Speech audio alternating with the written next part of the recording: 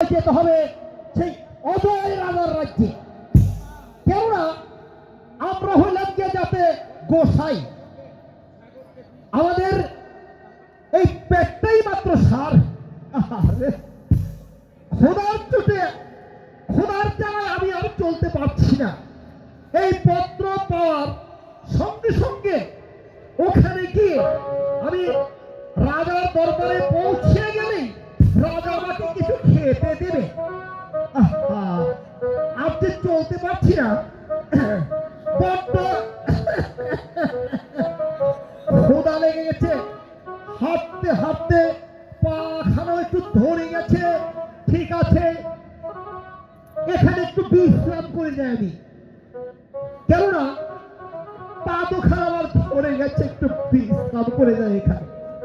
খোদার জানা আর চলতে পারছি না এখানে। ভগবান, খোদার জানায় আমি আর চলতে পারছি না, এখানে একটু বিশ্রাম করতে। আরে ভগবান, পেটটাই মাত্র সার।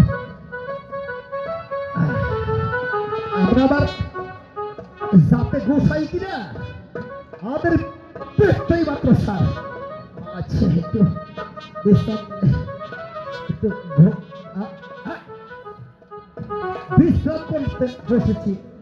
বিশ্রাম করতে করতে ভাবছি আমার ঘুমে ধরে গেল। আচ্ছা ঠিক আছে, শুয়েই নেই তাহলে।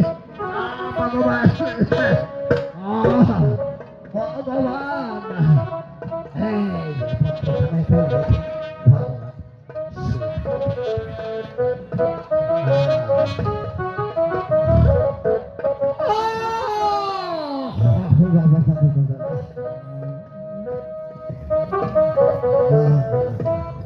সখী, চল আমরা না ওই বাগানটাতে ঘুরে আসি। চল সখী।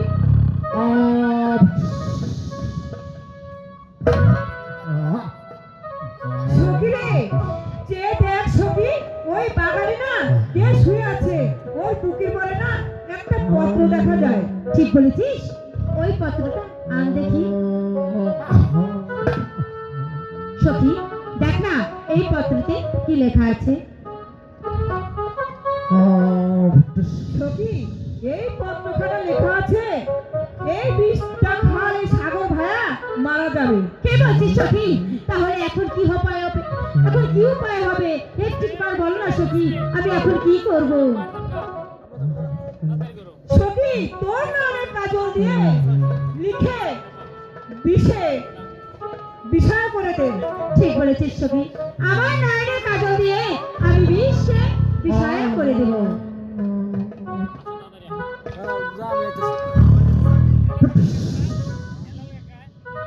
সখী, এই পত্রখানা ওখানে তুই আয়।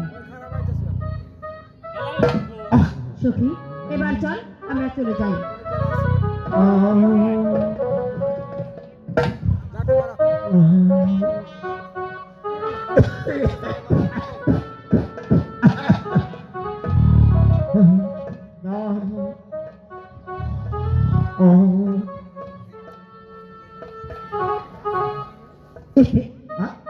আরে ভুল হয়ে গেল নাকি? আরে এখন পর্যন্ত আমি এখানে ঘুমিয়ে আছি। আচ্ছা ঠিক আছে, এই পথেই তো যেতে হবে সেই অজয় রাজার রাজ্য।